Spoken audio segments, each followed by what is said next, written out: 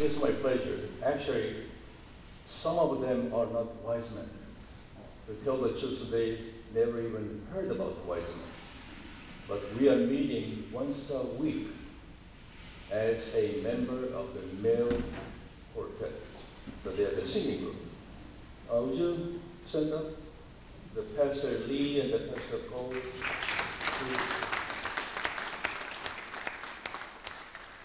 It is my wish that they get a chance, try to convince them to join the club before the meeting is over. Okay. All right. Mr. Thorpe, how do you want to do this? Okay, all the new officers, please come up to the front of the head table.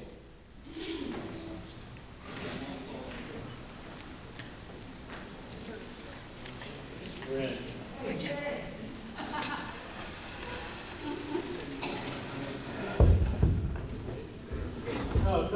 No, just in front of the head table. It's fine. No, that's okay, up on the stage. They're going up on the stage. Up on the stage? Youth convocation and convention. We're going to talk about that in a minute. I'm asking them to come on the stage because very important.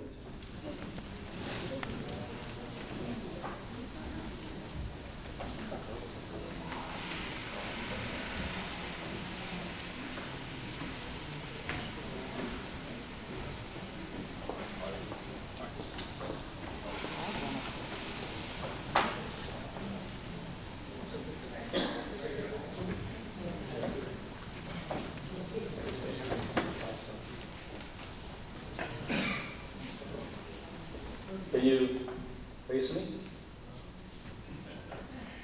Can you see me right? I'm asking them to come up the stage because very important. You'll find out soon. When you joined the Wise Men's movement, you took a pledge to be an idealist, to be world-minded, to be loyal to the Young Men's Christian Association, to be enthusiastically active. You joined an international family of concerned people, concerned for human dignity, love and compassion for others, without regard of their race, color, or creed. You also pledged to follow the golden star in our Wise Men's emblem that sheds rays of light unto the name Wise Men's Club.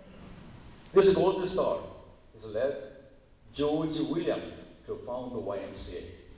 And this golden star led Paul William Alexander to found the Wise Men's Club back in 1922 in Toledo, Ohio.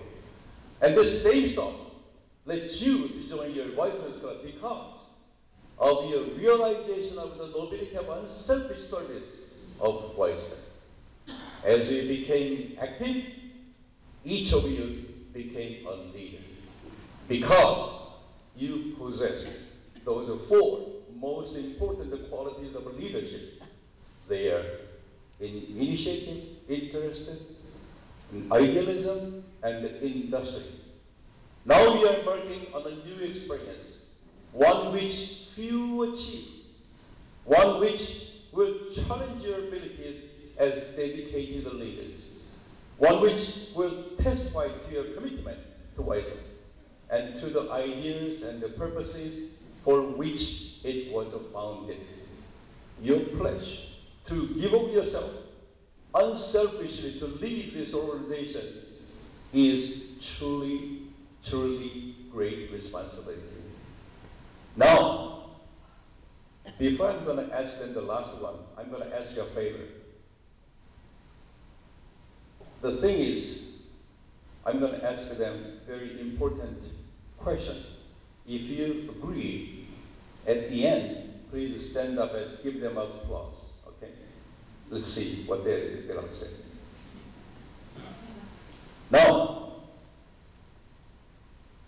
do you accept all these responsibilities that I have just mentioned above and the pleasure committed to life to the wisdom in the year ahead?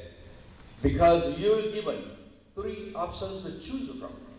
they are lower, same, higher level than last year. The level of membership. We know that the membership does not come automatically. It all depends on how much time and effort you are going to put into to make this possible. The good news is all the wise men in the region will give you their 100% full support as you strive to increase membership. That's why I'm asking you. Now, are you ready? Do you accept all those responsibilities that I have just mentioned about and the pledge of committed life to the wisdom in your term of office? If so, raise your right hand and respond saying, I do, loud and strong. I do. Did you hear that?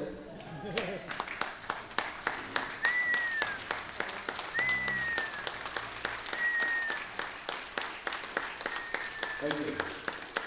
You know that they're going to give you full support.